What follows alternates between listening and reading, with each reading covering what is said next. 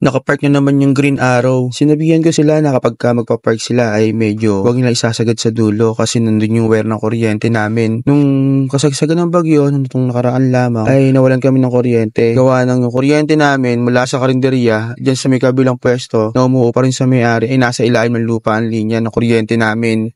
Kaya lang ikakadaan ng mga truck dyan sa may bakanting lote, nagkadurog-durog na kaya kinailangan kong bumili ng bagong linya para magkaroon kami ng kuryente. Dahil nga doon sa nasa ilalim ng lupa na yung linya namin dati, ikakaproblema na yung daloy ng kuryente dito sa may karinderya. May mga time na may mga gamit kami na nasisira dahil sa voltahe ng kuryente, minsan humihina pagdating sa karinderya. Kung makikita nyo ngayon ay yung kuryente namin ay pinapalitan ko yan ng linya. Bumili ako ng wire, kaya lang hindi pa ako nakabili ng tubo para ilagay dyan. Medyo pricey kasi papatrabaho ko pa para ikabi o malagyan ng tukod na medyo mataas. Ang problema namin ngayon ay meron na dyang tubo na hindi naman kataasan. Ito, nakabuwal. At ang nangyayari, dinadaanan ng truck. Yung truck na nandyan sa likod ng karinderya ay dito dumadaan. Private property na to. Hindi ko pa ito nasasabi sa may-ari. Ang ikinababahala ko yung kuryente namin. Baka mamaya ay magkaproblema na naman. Magkaroon ng live circuit o magkaroon ng aksidente dahil nga dito sa kuryente na to. Makapal naman yung cabinet na ginamit dito kaya lang ang ginagawa nila, binababa nila kapag dumadaan sila. Pagkatapos ay sasagasaan nila ng gulong. And then hindi nila ibabalik sa dati. Ito ang ikinababahala ko. Baka mamaya magkaroon ng problema. Lumayo na nga rin kami ng pagtatapunan ng basura kasi nga mahirap na pagka naano sa kuryente. So yung sa Green Arrow, ayan halos dikit na Dikit na rito sa pwesto ng kuryente namin. Dito dumadaan yan sa parking. Dati na namin kinausap yan na bawal dumaan dito sa parking kasi gawa ng private property na to ng may-ari. Kaso wala makukulit pa rin sila. Diyan pa rin sila dumadaan. Tapos ibinababa nila yung wire namin. So hindi ko pa alam kung ano pwede kong gawing hakbang. So ang una ko munang gagawin ay kakausapin ko yung may-ari tungkol dito. Andyan yung kuryente namin sa may CR na yan.